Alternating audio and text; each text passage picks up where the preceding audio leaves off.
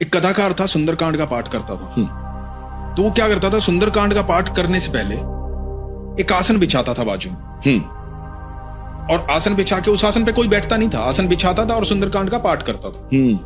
तो एक जगह कथा करने गया था, वहां उसने आसन बिछाया, सुंदरकांड का पाठ करना शुरू किया।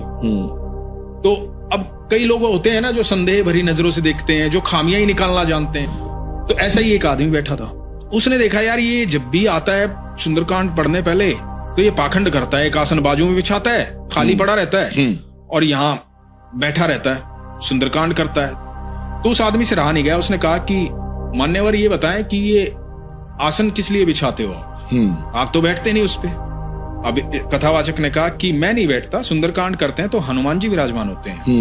तो बोले कि ये हम कैसे मान लें हनुमान जी बैठते हैं?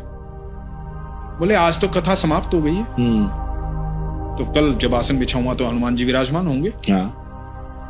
तो बोले कि ये हम कैसे मान लें, कल आप साबित करके बताओगे? उसने भगवान पर भरोसा करके, हनुमान जी पर भरोसा करके उसने कहा कि ठीक है। अब इन्होंने जाकर के भगवान से, हनुमान जी से प्रार्थना की, हनुमान जी इज्जत बेइज्जती की बात, अब कल जब मैं आपको निमंत्रित करूं तो कल आपको आना पड़ेगा, मुझे पता है आप रोज आते हैं, मैं कैसे साबित करूं, ये मेरी बुद्धि में नहीं है। तो अब इस बात का उत्तर आप ही को देना, आप ही को समझाना, मेरा काम है सुंदरकांड का पाठ करना, आपको निमंत्रित करना। ये बात कह के वो अगले दिन सुंदरकांड का पाठ करने गया। वो आदमी आया था, इंतजार में था, उस आदमी के साथ साथ बाकी लोग भी इंतजार में थे। उसने आसन बिछाया कथावाचक ने, और हनुमान जी को निमंत्रित किया और सुंदरकांड का पाठ शुरू किया। तो अब सुंदरकांड का पाठ जब खत्म होने वाला था तो उस आदमी ने पूछा कि भाई वो हनुमान जी बैठे हैं अभी? तो इसने बड़े विश्वास से कहा कि हाँ बैठे हैं। कैसे माने बैठे हैं?